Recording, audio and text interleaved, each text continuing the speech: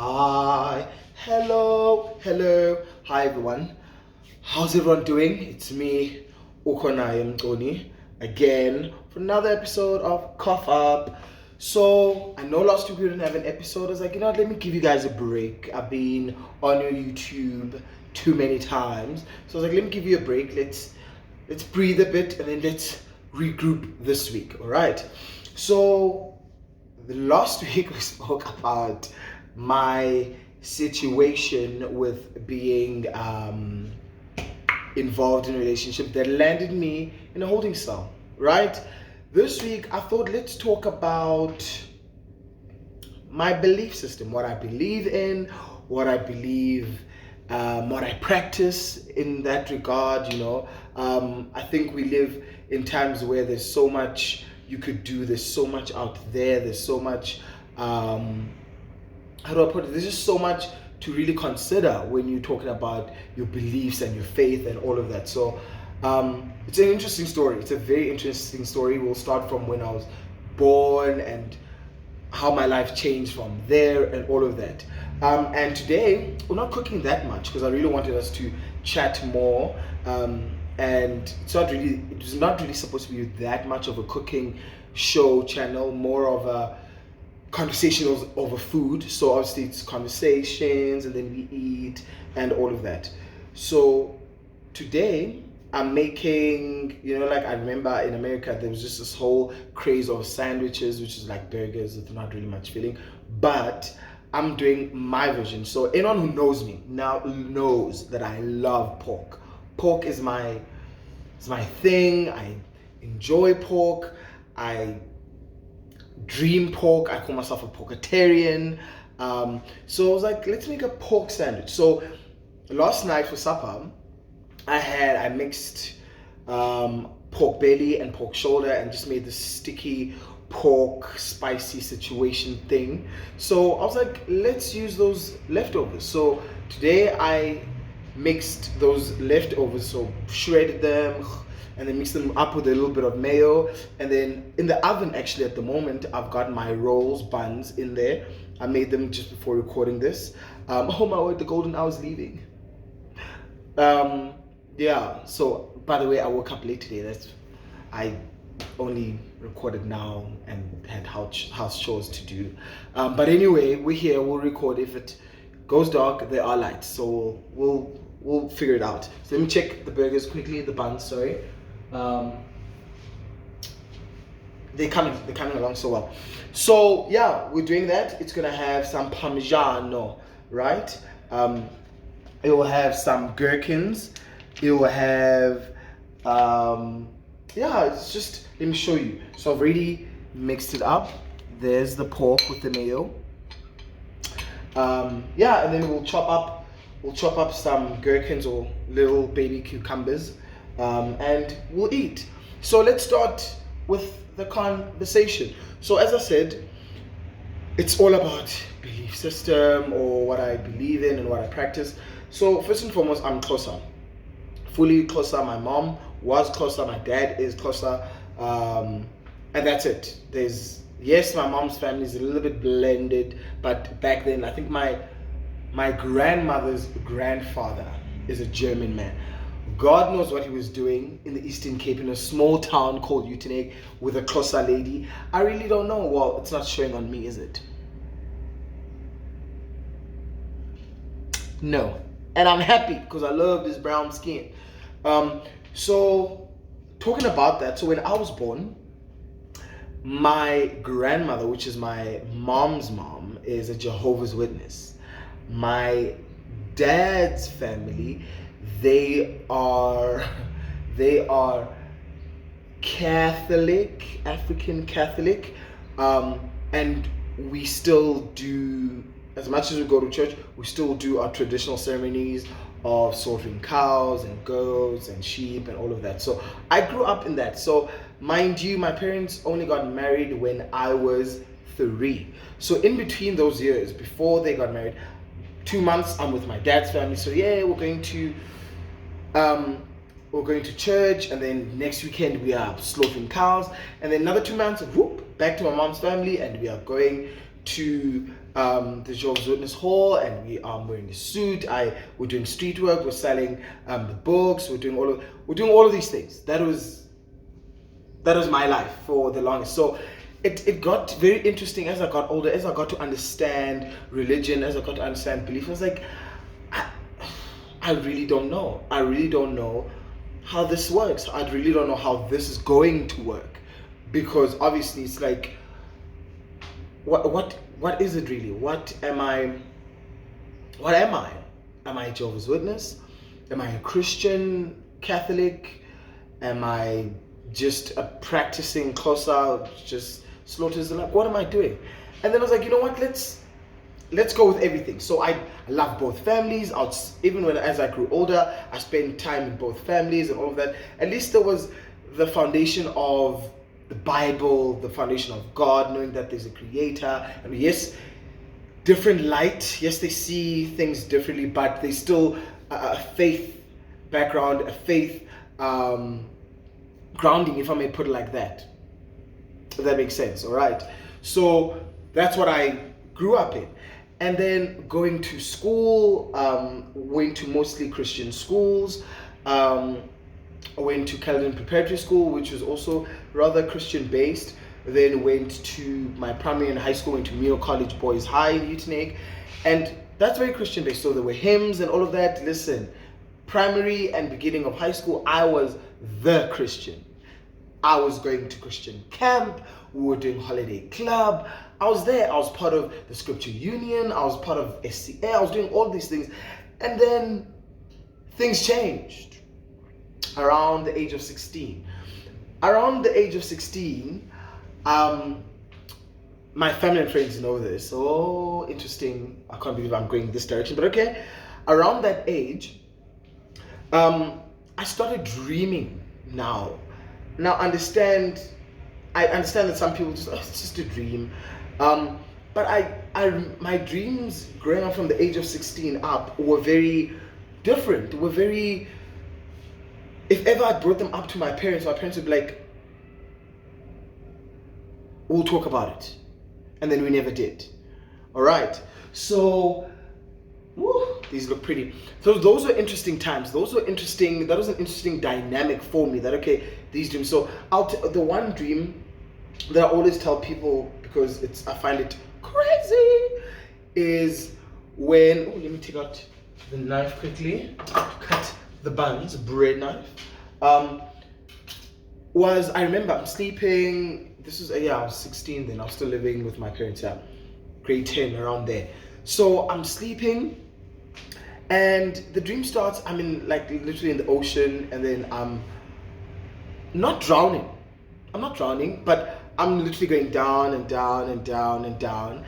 And going down, I literally land on a rock, like, okay, I'm like, okay. And then I realize I can breathe, because it's underwater. It's beautiful. The water is so calm. It's like literally beautiful fish and reef, and it was beautiful. It was really beautiful. And then I look at this rock, and there's like a little hole. It's like probably that size of a hole, and it's like black. But now I look down, there's like these two red eyes looking at me, and I'm like, oh, and another thing before I go on is that I'm very much conscious in my dreams. I'm very much aware that I'm dreaming. It used to irritate me because I'm like, it feels like I'm controlling the dream. But then I grew up, I was like, let the dream be what it needs to be. So as I'm looking at this hole, I just see tentacles coming out. That's when I start panicking in the dream. Now I'm like, swimming up, let's go. Mind you, I said I went to a white school, so swimming ain't a problem, even in a dream. So I literally swim up, and this octopus is just coming. And literally, as it's really getting close to me, I panic and I literally jump out of bed. Now now I'm not dreaming. Jump out of bed, but now I look at my bed. I see the octopus is literally holding onto my bed where my pillows are. That's where the head is, where, that big head part with the eyes and everything is, and it's literally holding my bed. And there's just water everywhere in my bedroom. My bed is soaking wet, and I'm like, run out of my room, call my parents, like, Mom, Dad, and they're just like, go and sleep. And I'm like, Okay. I'm like, there's no way. And I literally walk in the passage past my room again, and I still see the octopus. I can hear it. It's making sounds, and it's still wet everywhere in my bedroom. I was like, nah. I literally sat. I think that was around like 2 a.m. I literally sat in our lounge until my alarm went, and I went to like bath and went to school. I remember. So those were part of the things that changed a lot for me. I started dreaming a lot. I started hearing things a lot. So I'd be sitting in class and I hear voices, and I'm like, what's going on? I could. There's a lot, man. There's so much back then, and fast forwarding to high school, so still dreams and everything else. Fast forwarding to now first year of varsity, living in Cape Town, and I'm studying varsity college, living in Rondebosch then. Oh my word, oh my goodness, that was a trying time. I think my friends who've been friends with me since then know. We'd go out, and we're like in Long Street, and I'd have blackouts, and I'm thinking I'm drunk, only to find out when I come back from the blackout, I don't know how long, I have people staring at me. My friends are like, and I'm like, and now they're like, dude, your voice changed. You were saying things. You said something about his grandmother and his grandfather or great grandfather, and you were telling him things that he knows, something that happened that only he knows. Like, don't know. So I got to realize around that age what it means to really understand ancestors and what it really meant for us as a family to slaughter the cows and do all these things, what it meant to be part of my clan. And so if people don't know, so I'm part of Ep.3 clan, yes. Yes, uzalwa. Woo! Guys, every time I say my clan, I literally feel, I don't know. That's, by the way, that happens when I'm feeling overwhelmed by work, or I'm somewhere and I'm just feeling, I literally just call upon my peoples, and I'm like, I'm here, I'm present.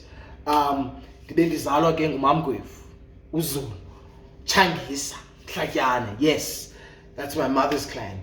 And I can go on, my grandparents, Odlamini, that's my mom's mom, Amambele, that is my dad's mom. We could go. It's one of the things I'm very proud of.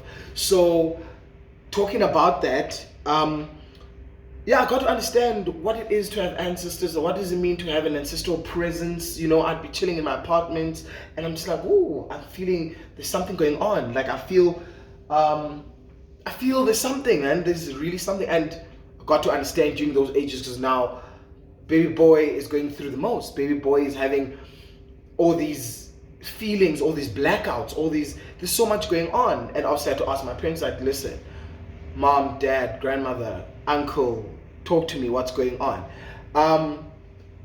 And right through that first year, it was interesting. Let me put it like that. It was very interesting. Having to go home, having to do umsebenzi, which is a traditional ceremony, having to get to my dad to explain to me what is going on with it. Why do I hear things? I'd be in class at varsity college, and I'd have these splitting headaches, like splitting headaches, because I hear a lot. I'm trying to concentrate on the work at hand, but there's these voices. There's so much going on. There's voices, and they give me a headache, and I'm just like, what is going on?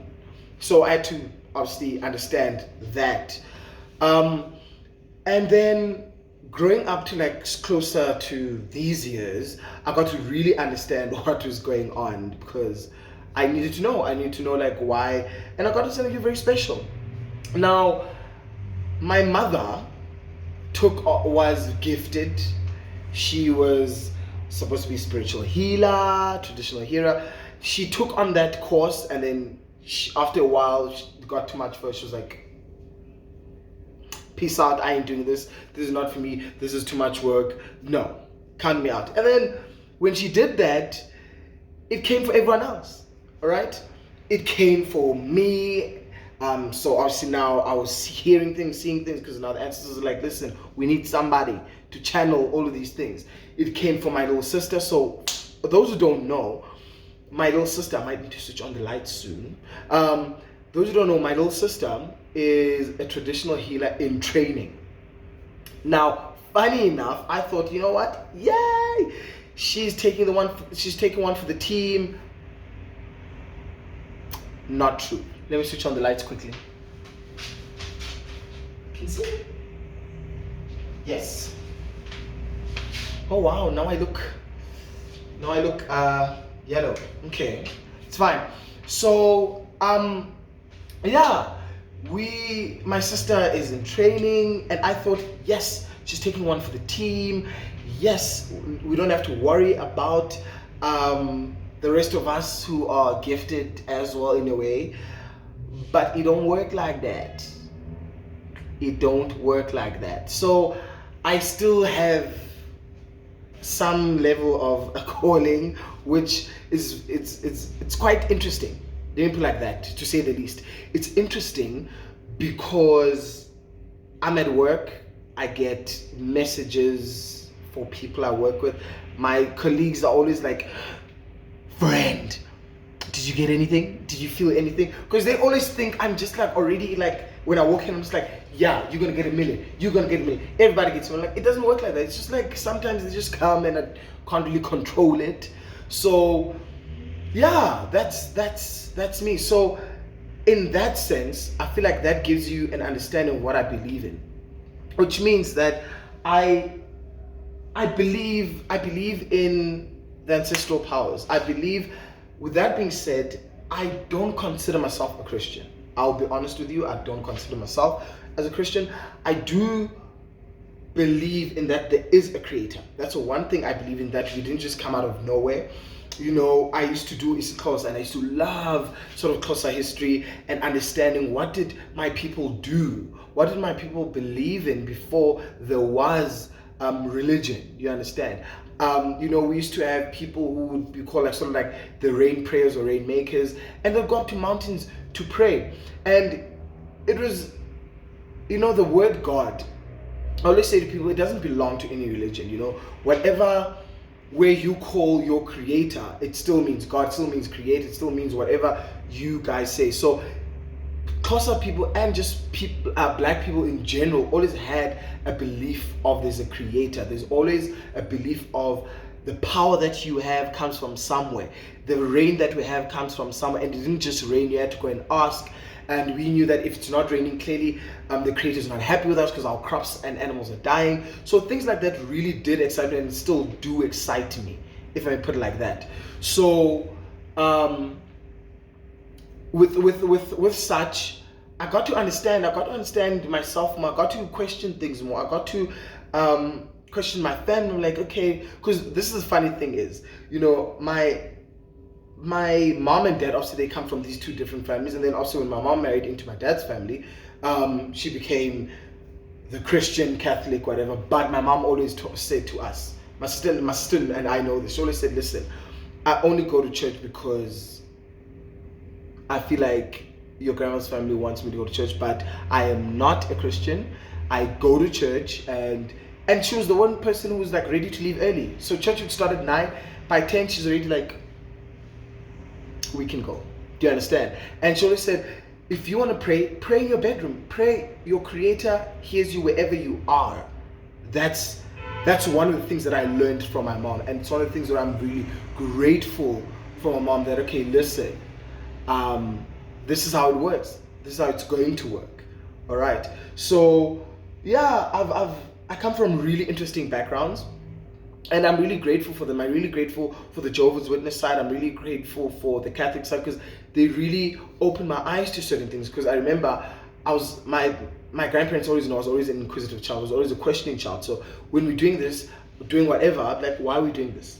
Why does it have to be done like this? Why do we have to go to church this day? Why is that my mom's family do it like this and you guys don't do it? And then that got into my mind, okay, this is the difference, and I had to choose for myself what I believe in, right? And I must say, a lot of with my belief system, with my understanding, a lot of things have felt different.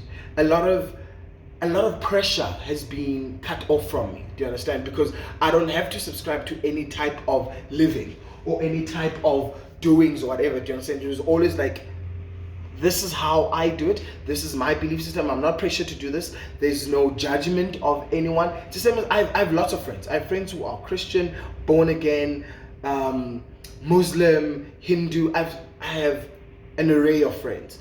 But within that, what I love about the friends that I have is that we're able to have conversations about beliefs. We're able to have conversations about religion, and faith. And the other things, people like confusing faith, belief, and religion. Those are three different things.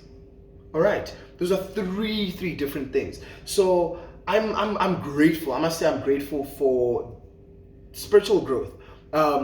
I'd say I'm more of a spiritualist than someone who's religious, because I just believe in this. I believe in there shouldn't be any other underlying message. There shouldn't be any other judgment. It should be that I'm dealing with you, you're dealing with me, and you're not dealing with me and my belief. I'm not dealing with you and your belief or your religion and so forth. Do you understand? So yeah, in a way, it helped me. I must say, I think my buns are ready. So yeah, it's very interesting. Being a human is very interesting. You are given so much choice to do whatever you want. You're given choice to believe in what you believe in. And I always say to people, when it comes to just normal people, it shouldn't be your religion first. It shouldn't be what you believe in first. It should be about the contact that you have with the person. It should be about, listen, I can learn a lot regardless of what you believe in. Let's converse, let's understand each other as humans. It's the same thing as gender, it's the same thing as race, it's the same thing as sexual orientation. Those labels, those things that we're part of, shouldn't be our first contact, shouldn't be our first thing that we are going to look at, shouldn't be our first thing that we really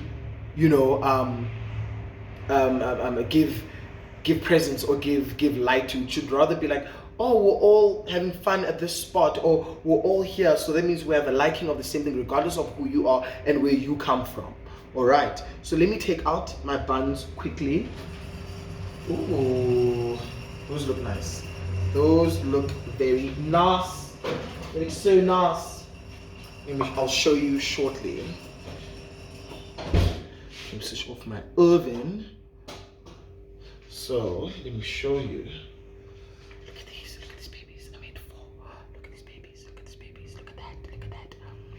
Delicious. Okay, let me break off one. Oh, that was easy. So, it's hot, but look at that.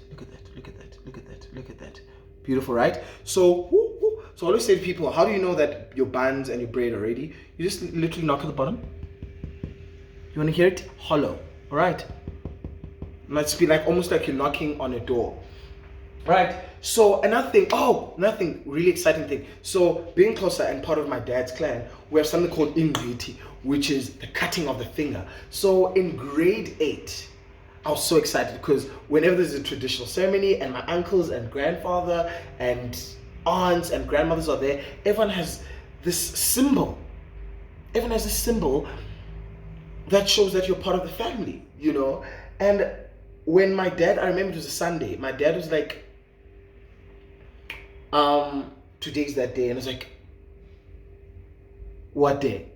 And it's like, you're getting ingwiti. I was like, yes! And people never understand how happy I was. I was so happy. I remember seeing the man who came and was going to do all this thing. I was so happy. I was like, I'm finally gonna get it. And yes, it's kind of started from really playing piano, but that's regard. I was so happy, and it's those events that always play back in my mind. That you know what, I'm a child of the soil. You understand? And as much as my parents tried to send me to the best schools, tried to really get me into diverse situations and know people of different cultures and so forth, it always came back home. It always came back to and those are the things that really really, make me really happy, you should see me. My friends know when there's going to be a traditional ceremony at home, I'm just like, oh, I can't wait to fly back to the Eastern Cape. I can't wait because it's our all of those things, and it's always funny when people meet me, they're like, oh, especially people who are like non-Xhosa or like who meet me now in my life, let's say now, and they don't really know me, and they're always like, I don't know you're that Xhosa. Or people when they come to my house and they get to my house like, your house smells like impepho. I'm like, yes, babes. When I can't sleep, I burn impepho. When I have had people I don't trust in my house, I burn impepho. When I want guidance on something, I burn impepho. When I have to go back to work and I know that things are not going to be all right, I burn impepho so that when I'm there with, with my people to give me strength and so forth. So it's always fun. People are like, but you speak English so well. You went to America, you did all these things. I don't know you're that traditional. I'm like, listen, I am very closer. Okay, so talking about Imleti, let me show you. Look at that. Let me be like one of those YouTubers. You see that? There. So on my right side, I literally don't have. I know that some people have never seen, because I'm not one of those people who speak like, hey. No, so yeah, got this 2008, and yeah, I feel. Every time I get to, because I forget that it's a thing until I'm like, oh. Then those memories are like, yeah, and yeah, man, that's that. So let me turn my camera a bit, well, not camera, but so that's, I've got this. I'm just gonna cut it quickly. It's cooled down a bit. Yeah, that's my belief system. That's how another way that I practice. I practice by burning in impepho. I go to traditional ceremonies. Umqombothi is my thing. It's my drink of choice. If there's a traditional ceremony, as much as everyone wants gin, everyone else wants this. I'm like, is there umqombothi first? Even some of my friends that I've met, when they have traditional ceremonies at their homes, I'm like, guys, can I just have umqombothi? Then we can go into the other stuff, because I love umqombothi. I love what it feels like, and maybe I overthink it. I literally always feel different things when I drink umqombothi. So I'm just layering now quickly. I'll show you. I'm just layering the pickles or little cucumbers at the bottom of my burger. All right, bottom of my burger. And yeah, and then I'm quickly gonna take this. I'm gonna show you though. This is my pork on top of that with the mayo. Okay, I think what I'll do is I'll upload the recipe for the pork on my website. Yeah, I'll do that so you guys can eat it, and leftovers are great for such things, because you can do whatever you like with them, remake them and all of that. Okay, let me wipe my hands. Okay, so yeah, now I've got, let me grate some cheese on top, some Parmigiano Reggiano. So yeah, guys, I think I always encourage people, go and find out who you are, go and find out traditionally what you are. As much as we're all modern, if you want to call it modern, as much as we are now found in different spaces, we practice different things now, but I feel like once you know who you really are, once you know what it means to be ukhonai, for example, my name, I have two names, Ukhonai Gift. So my mom's mom gave me Ukhonai because people don't know, she only had girls, so it was literally my mom and my aunt. And with that, she never had boys, So I was born, kwathiwa ukhona umfana phakathi kwamantombazana. That was what it meant. And then my dad's mom named me Gift because my dad's name is Usipho, and that's why my little sister's name is Usipho. So things like names, people don't understand, things like names are very important because they follow the child until forever. And even my name, I feel like it has so much, when someone says it correctly, ukonaye, I'm just like, I'm gonna marry you. I'm going to marry you for saying my name correctly. Okay, so it's things like that. But with that being said, my name, man, is it's beautiful. It's a beautiful thing. Anyone's name actually is a beautiful thing, especially if it's around sort of like their language, it's sort of around their mother tongue or even another language, because it holds weight. It's the names that will carry you past your grave. I look at when we have traditional ceremonies at home and they have to call upon those ancestors. They call upon all these names that I've never heard before, and I'm like, woo! It's beautiful. It's beautiful. It's beautiful. And talking about names, my sister, when she's going to a training, her first weekend, her first two ceremonies, so she needed to have a name that is for her ancestral gift. So the lady who's training my sister to be a traditional healer was like, okay, guys, she's going to need a name, and her name's going to come from one of y'all. It's going to come either in a dream or something. And obviously everyone was like, ooh, everyone was excited, like, I wish I could give her the name. And funny enough, that night, dreaming again happens, because now it's by the river. Ooh, a lot was happening, guys, during my sister's ceremony. And the name came, Novumele Tongweni, which was like, I was like, listen, this is a lot for me, because this is why it's a lot. I gave her that name, or the ancestors spoke to me to give her that name, and that is her traditional name. And her names, Usisipo, happiness.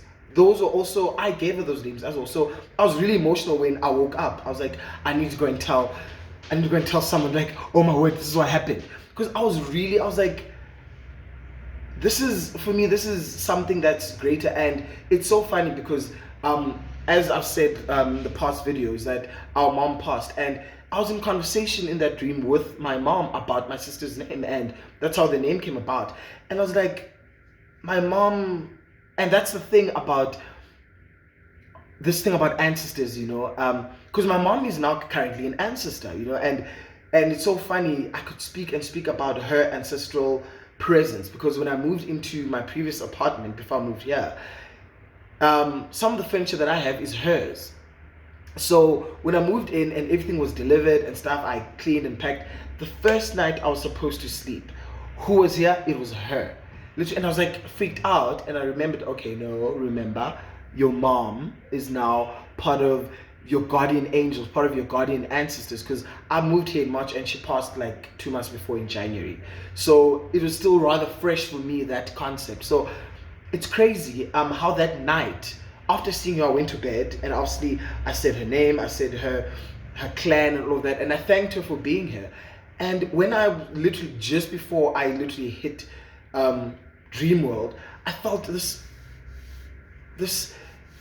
rub. I'm actually feeling quite even now talking about. I felt this sensation of someone just doing this, and that's what she used to do whenever I felt sad, and that's what she used to do whenever I felt like overwhelmed. She'd be just holding me, and because my mom was a hugger, and that's why I'm a hugger. She was a hugger and a kisser. Listen, she's just like, let's embrace it. So she still did that past her alive stage, because I still believe she's alive in her soul, because the soul, my belief is that the soul never dies, so it just takes on a different form. Yes, her meat, her bone is no longer, but her spirit lives on, her soul lives on. So it's interesting. All right, so let me show you how the burger looks. This sandwich, look at that. See, there's the little cucumbers, there's the meat, and there's the cheese. Look at that. That is delicious. That's going to be delicious. So yeah, guys, that's what I wanted to say and talk about today. So it was rather a quick one. And yeah, man, I really hope, actually, this is my last thing. I really hope that everyone really goes and discovers who they are, goes and discovers who ancestrally, who follows them. Because understand, the concept of guardian angels is a thing as well, because you have a group, you have an army of ancestors who are just like, we're here for Ukonai. He feels sad, we're gonna sort things out. And I've seen it so many times in my own life. And you don't have to have a gift to really feel their presence. You could live your normal life and they could still be there. So yeah, that's something. That's something, right? So thank you guys for watching. I can't wait for the next one. I really love Cough Up, and I really love where it's going. I'm getting more comfortable with shooting and talking and all of that. Hopefully you guys are enjoying it more. And yeah, we shall see each other on the flip side. Uyahamba ke uchizama ubuhuma uzanibona kule week zayo. Goodbye.